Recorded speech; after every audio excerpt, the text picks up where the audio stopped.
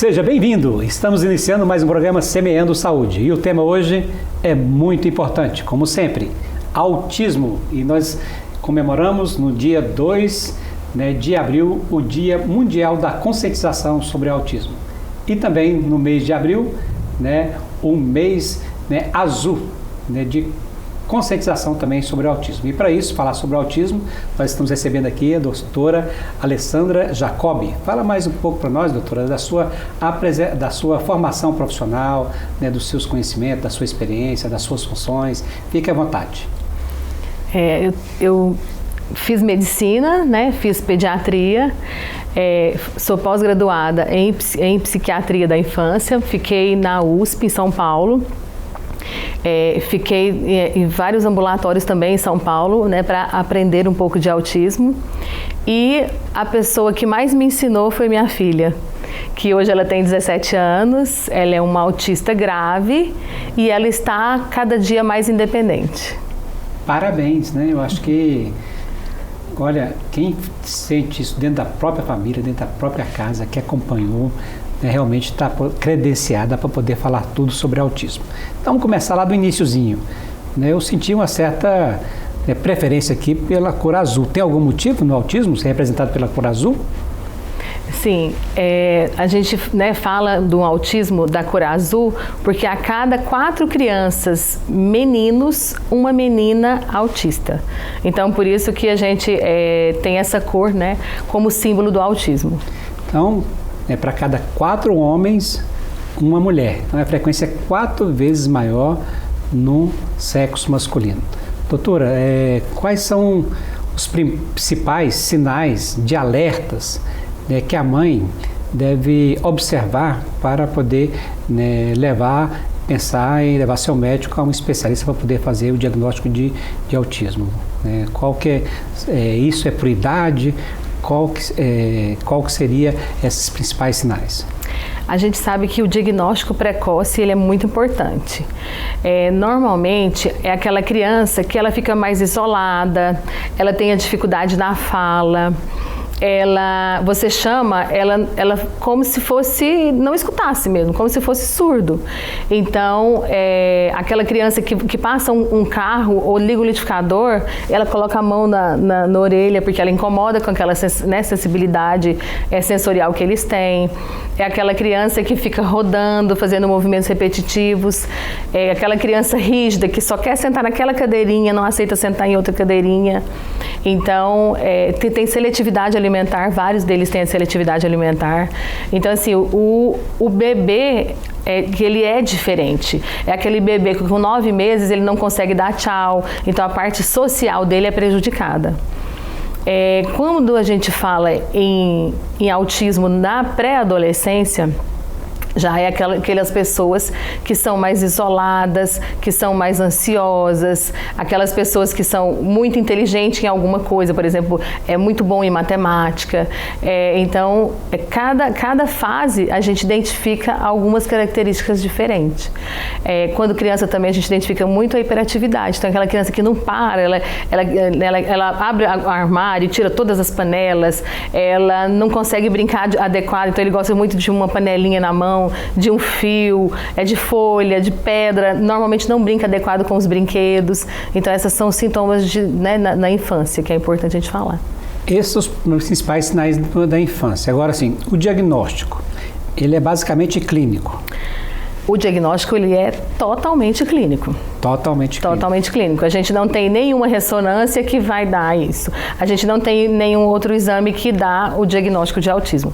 O diagnóstico é clínico. Então você vai avaliar o paciente e você vai identificar essas características, que elas existem no DSM, no CID-10 e também existem algumas escalas que a gente usa.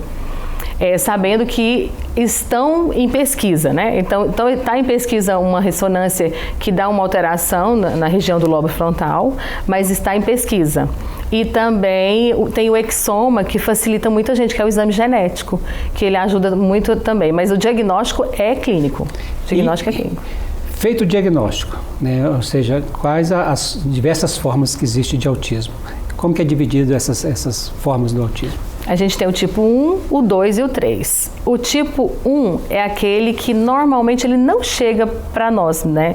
Então, se ele não chega na pediatria, normalmente é aquela pessoa que ela é totalmente independente. Então, é aquela criança que na escola ele vai bem, então normalmente o tipo 1 ele não precisa de ajuda.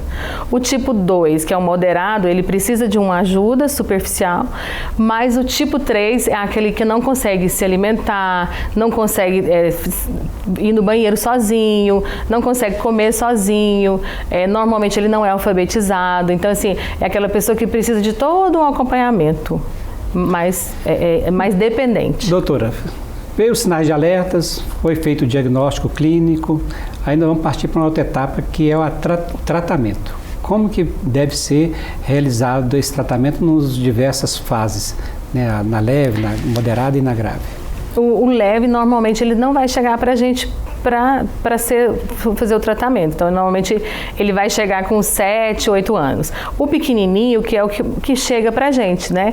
Que é aquele que ele não vai interagir, que ele não vai brincar. Então, essa criança, ele precisa ser estimulada. E para ele ser estimulado, ele precisa de terapias. Não existe medicamento para o autismo. A gente trata no autismo as comorbidades. Então, se eu tenho aquela criança que ela é hiperativa, que ela não consegue parar, eu posso tentar dar uma medicação para controlar isso. Se eu tenho um autista que ele não consegue dormir, eu posso dar um remédio para controlar isso. Se ele é agressivo, se ele tem alguma dificuldade de ansiedade, então a gente vai tratar a comorbidade.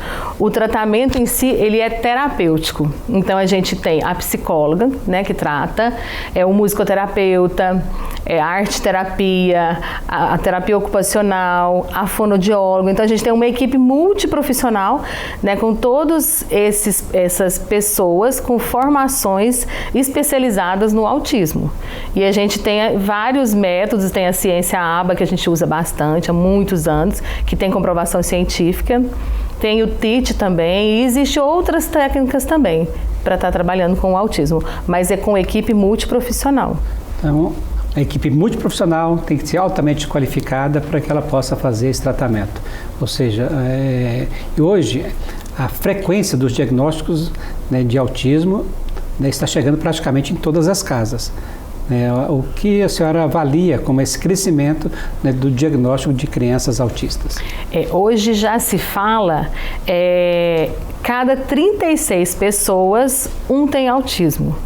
Então, assim, ele está ampliando. Eu como médica há 24 anos de formada, o que eu vejo é que tem muita prematuridade, tem muitas doenças maternas. Então, porque a gente sabe que o autismo é uma alteração, é um transtorno do neurodesenvolvimento. Então, ele é uma alteração intraútero. Então, essa pessoa, ela nasce com esse problema. Tem pessoas que são de vários graus. Então, tem pessoas que vai ser mais graves e tem pessoas que vai ser mais leves. Mas, cada dia se fala mais, porque o diagnóstico está cada vez mais sendo mais visto pelos médicos mesmo. Então, antigamente não, a pessoa normalmente ela achava ela diferente e ela ficava em casa, ela não saía, ou era um autista grave, ou os pais também não levavam eles para consulta, né? Às vezes nem saía de casa, né? Então, antigamente a gente tinha muito isso. Eu lembro que tinha um autista quando eu estava na faculdade e que ele ficava trancado.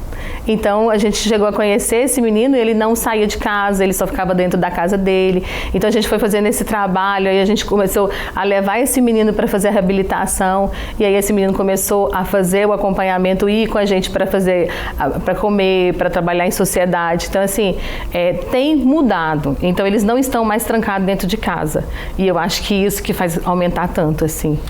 É um processo de descobrir, de avaliar, de interação, ou seja, existe tratamento, esse tratamento é um tratamento multiprofissional, uma equipe que tem que estar altamente preparada, né? Mas e esse retorno, essa inclusão, né? Ou seja, principalmente, né, a maioria desses alunos, eles, né, têm que manter sua vida, né, estudantil.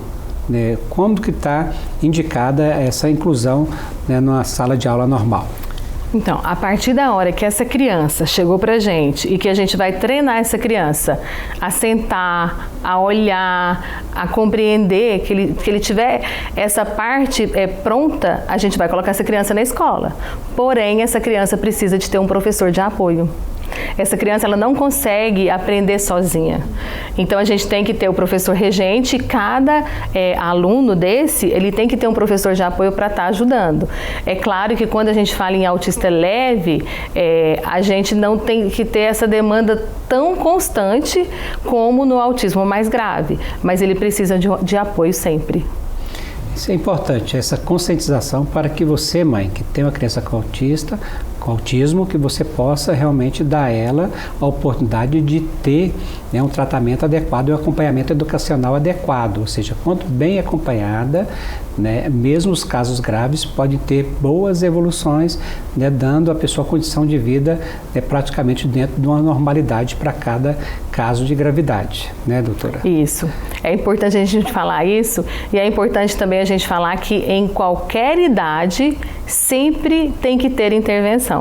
Porque às vezes a pessoa fala assim, ah não, meu filho está com 11 anos, eu já estou desistindo, não vou fazer nada. Então não é bem assim. Em qualquer idade, que seja adulto, que seja idoso, a gente precisa fazer intervenções com eles para eles melhorarem, né? A intenção é ficar menos dependente do adulto, né? Ou da outra pessoa. Então é muito importante essa intervenção em qualquer idade.